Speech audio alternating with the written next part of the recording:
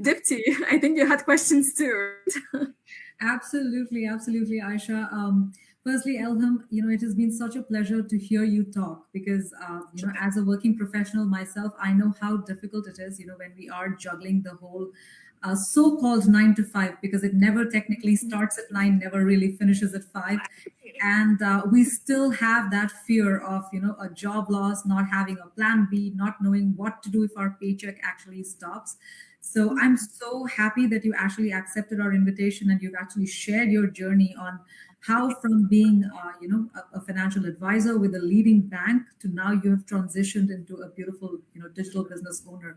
But Elham, today when you have done so well for yourself in the business, everything seems different. But if I can request you to backtrack, when you actually were sitting at this decision of starting this business.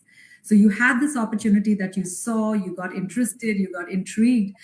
So one side of you, I'm sure, was very excited, but I'm also sure that there were some fears, there were some apprehensions. I'm assuming it could also be that you had none.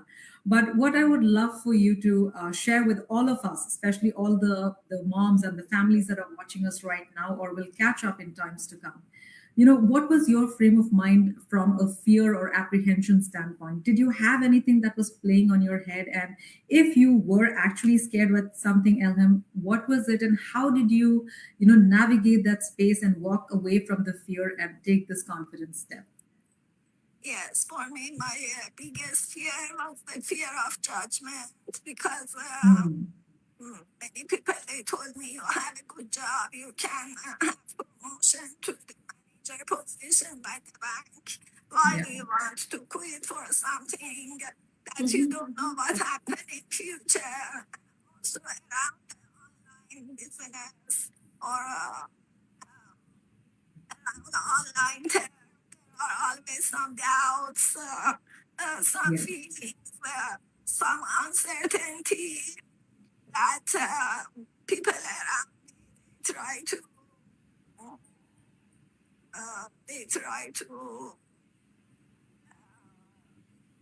change my focus to that Mm. part. But when I did the due diligence, when I did the research, when I was sure it's a legitimate, they pay tax, they receive a tax slip, True. Yes. and everything is recorded. So I didn't have no more fear. Fears. Yeah. Get the story of the successful people in this business and the background where they start and where they are right now.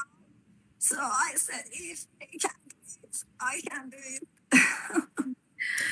But Absolutely. Absolutely. mentioned Yeah. something really important. She mentioned really something important. It's because we all, I'm pretty sure we all started with that apprehension, this fear, right? Yeah. But what she mentioned, it's a key point. She did her due diligence. She did her research. She asked the questions. She made all the steps to have to be able to make a clear decision, right?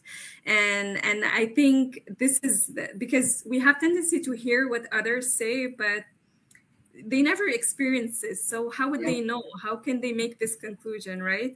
But when you do this step, Yeah. these due diligence, you do the research, you do your due diligence, you ask the right questions, you ask Correct. people who are in the field, who actually experience success. That's when you actually, yeah, okay, I think this is the right path for me. That's when you make a clear decision. And when you start, with full power, right? Because now you have this energy. So yeah, I started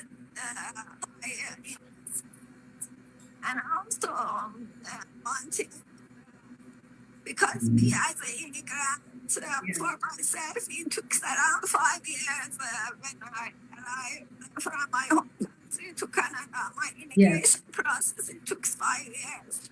So mm, when I reached here, after 10 years, after position, normally, logically, I don't do something that ruin all my past Correct, efforts. correct. Absolutely, absolutely. Elham, also, I am so thankful that you shared that reason that was holding you back, because because normally we hear these factors. You also brought them up and you said that, what if it's not legitimate? What if it's a scam? And how you did your due diligence part, which Aisha also highlighted.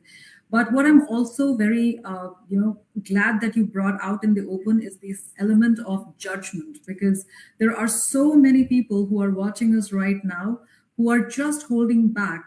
Forget about doing due diligence. They are not even wanting to have a single conversation because of this particular fear of judgment.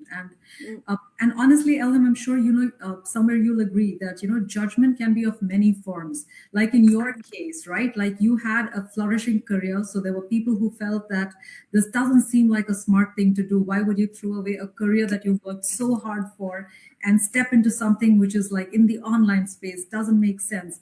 And that's a huge fear. It sounds very simple, but when we think about it, when we look at the pressure that comes from family, the society, our loved ones, it is good enough to keep us exactly where we are and not even take a small step.